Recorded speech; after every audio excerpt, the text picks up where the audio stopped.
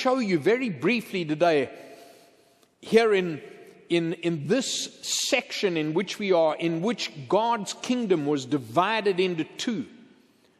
Remember that Solomon was this great king, this man of exceptional wisdom.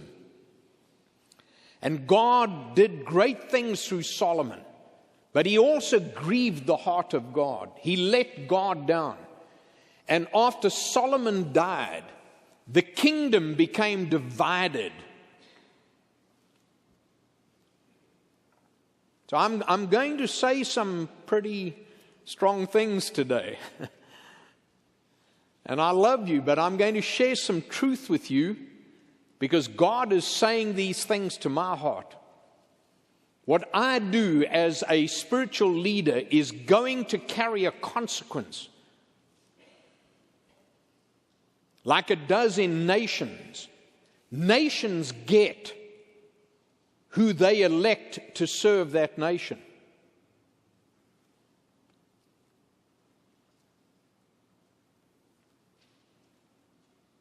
You put the wrong person in place, you get what that wrong person brings to the table.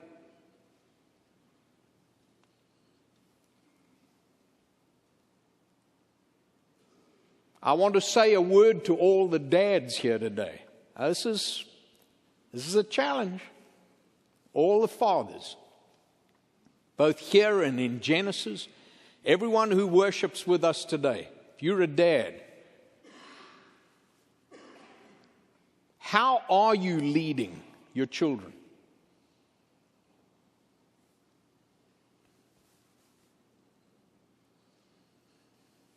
If we really understand spiritual leadership, your children will bear the consequences of your poor leadership.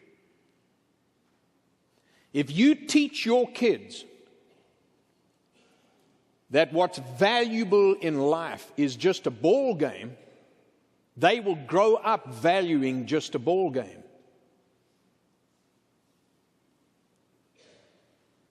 If you teach your kids and you lead them that the bottom line is money, their bottom line most certainly will just become money. If you speak to your wife like she comes out of the bottom of an oil well in South Louisiana, the chances are your sons will speak to their wives in the same way. You disrespect women, your sons will most likely disrespect women. You use four-letter words in your conversation, most likely your children are going to use four-letter words. You teach them to get drunk by getting drunk yourself, they're going to grow up and get drunk. You teach them to become party animals, they're going to most likely grow up and become party animals. Now, these are truths. Now, what we're in here today is, and I'm just touching on something, leadership that matters. Big assignment, isn't it?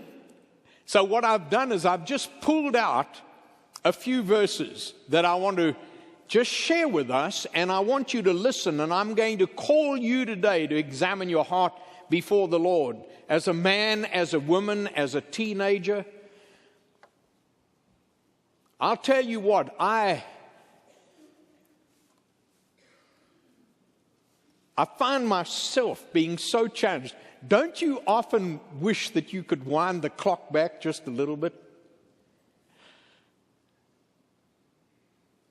There are some things I just wish I had never said.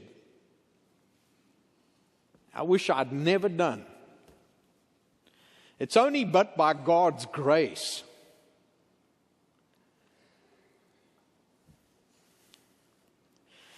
So just a few verses here. 2 Chronicles 7, beginning with Solomon. As soon as Solomon finished his prayer, fire came down from heaven and consumed the burnt offering and the sacrifices, and the glory of the Lord filled the temple. Let's go to 2 Chronicles chapter 12.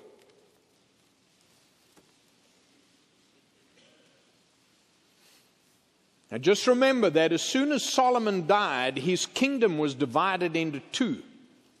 Rehoboam was his son. Jeroboam, it was divided between these two. And I'm going to let your life group leaders and Sunday school teachers, as you gather in small groups today, and there are thousands of us who are doing that, they're going to teach you all the different smaller details. I'm going to leave that up to them. 2 Chronicles 12, just look at verse 14. This is talking about King Rehoboam. And he did evil, for he did not set his heart to seek the Lord.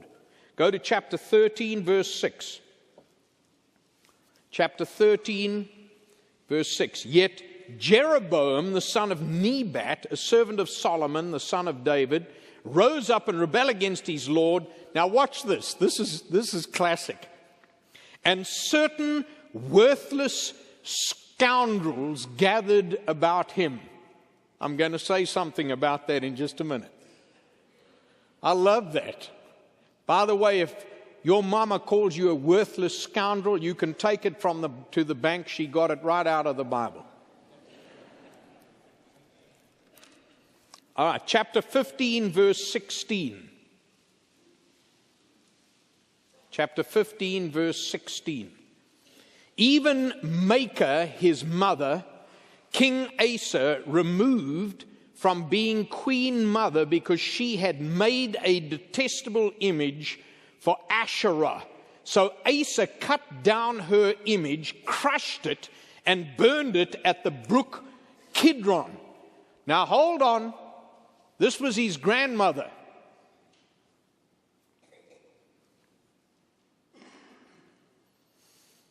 All right, go to 2 Chronicles 18, verse 1. 2 Chronicles 18, verse 1. Now Jehoshaphat had great riches and honor and made a marriage alliance with Ahab. If you want to read all about Ahab, you have to go back to the book of 1 Kings. Remember, Ahab was this king who married a lady by the name of Jezebel.